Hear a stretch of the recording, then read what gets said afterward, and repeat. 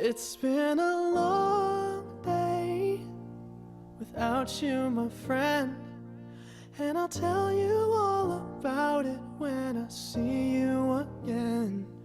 We've come a long way from where we began. Oh, I'll tell you all about it when I see you again. When I see you again.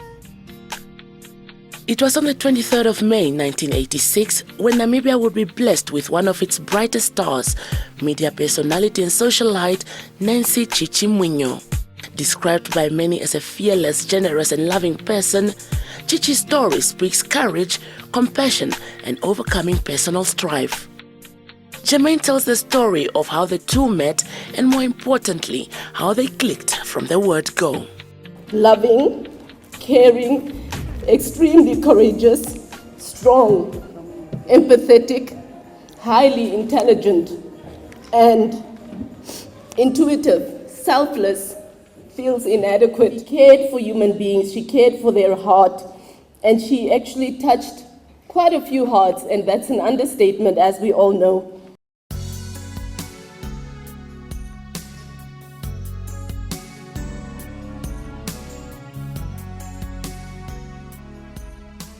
Nancy worked very hard and took this responsibility very seriously, but most importantly, alongside this political responsibility, she also took her responsibility of school very seriously.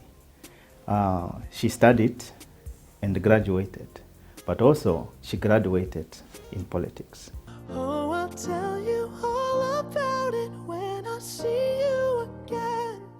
When I see you again. Her political career led her to the doorstep of another Namibian Iron Lady, political stalwart and Minister of Home Affairs, Madame Pendukeni Ivulaitana, as personal assistant to the minister. She was my happiness, to tell the truth. Even if that day I would feel so low, in the presence of Nancy, my spirit just blossoms. Chichi led a public life, and in the eyes of many, she was a celebrity, seemingly leading a glossy existence where everything was rosy. She explained that, you can still be an ordinary person. Like, cancer that is not necessarily a death sentence. The fact that she would sort of portray that, with a smile on her face, that sort of even encouraged me. I have realized that no matter the challenge, no matter how big the challenge, God will come through for you always. The second time when my cancer came back, the doctors were so scared, they immediately put me on chemotherapy again and radiotherapy. And I was told that I should have been paralyzed already. This rang true when in 2009, Chichi was diagnosed with breast cancer at the very tender age of just 20 years. A defining moment in her life, Chichi would bravely battle the disease, inspiring those who had to deal with the same adversity. Dr. Zitzman, one of her doctors, narrates the story of how Chichi, despite her own personal pain, would reach out to others in need. She was a warrior and she fought and she did her best and she tried her best, but she was also kind of spiritual and angelic. She realized that she had to die at some point, and it was always almost as if she was ready for it whenever it would happen. Seeing a need to help cancer patients and raise awareness about the disease, saw her starting a cancer charity initiative titled For the Cause, in a bid to encourage patients to live positive lives and aspire to win the fight against cancer. I finally got to meet her, and that was through her manager, Thomas.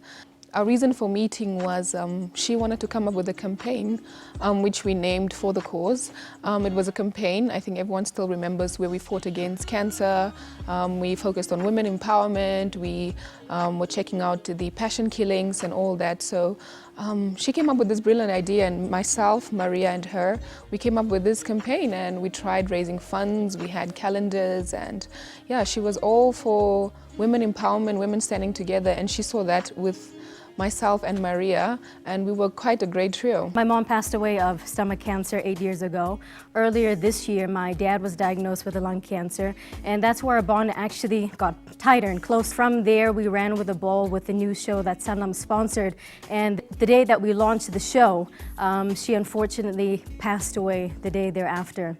In terms of tributes in memory of the late Chichi, I think it's something that she wanted the country to see and also to show the public as well.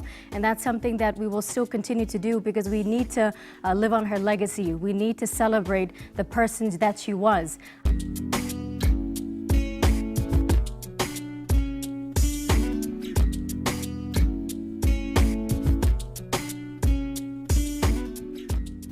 Indeed, one of Namibia's beautiful souls will be cherished and missed by a nation which has lost a daughter, a sister, a friend, a heroine who transformed many lives with her wisdom, courage, and great spirit for humanity.